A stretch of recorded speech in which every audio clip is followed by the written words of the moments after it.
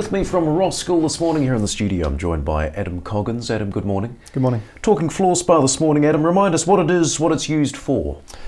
So the term Fluorspar refers to the mineral calcium fluoride, and it's the principal source of the world's fluorine supply.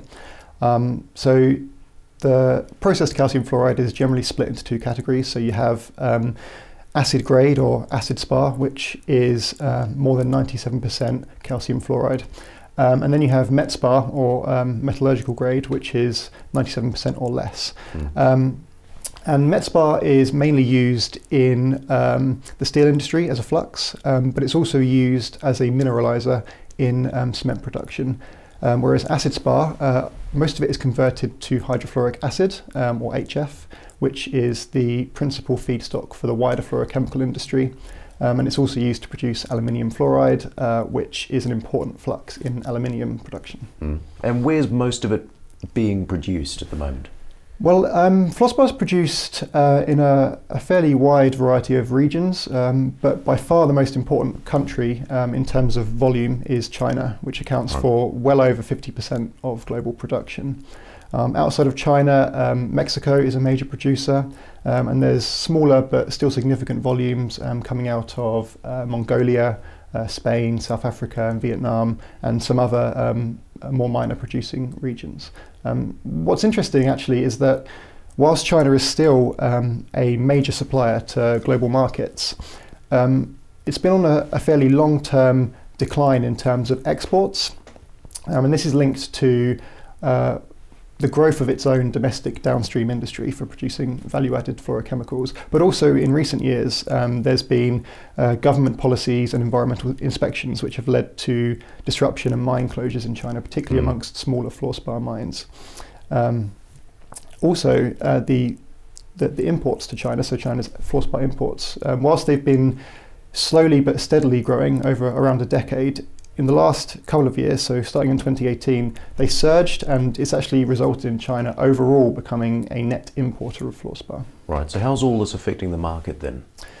Well, since around 2011, fluorspar prices had been in decline, and this is actually probably one of the factors that affected mine closures around the world in the intervening years. But since 2017, the price has been climbing fairly sharply, and it's reached multi-year highs actually, and in China the acid spar price peaked in December 2018, and it's come down a little bit since then actually, but the met spar price continues to climb into the first and second halves of 2019, and it's still fairly high into the fourth quarter.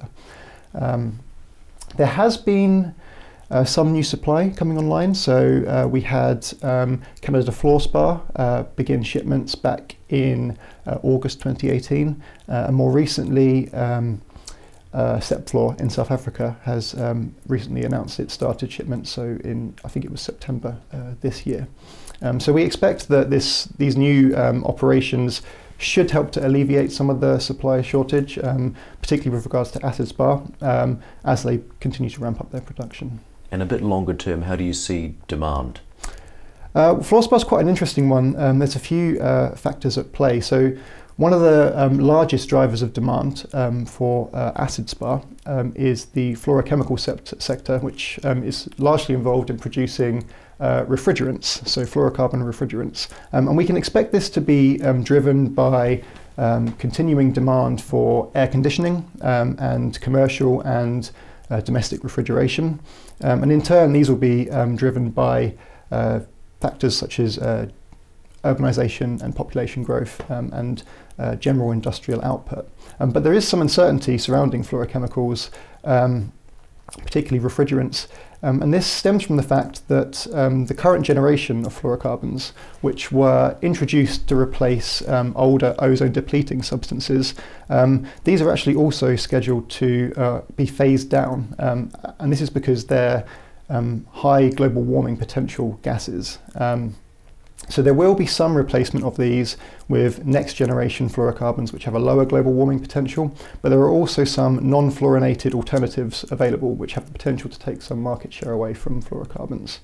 So you've got this the competing factors of increasing demand but also potential substitution. Another interesting market, in my opinion, is use in the automotive sector, particularly in lithium-ion batteries. So Fluorspar via hydrofluoric acid is used in the production of various fluorinated salts which go into the electrolytes, and fluoropolymers are used as binders and separator coatings in the batteries. So this is a fairly niche market at the moment in terms of volume, but it has the potential for tremendous growth, being linked to automotive and the EV revolution. One final point, if I've got time.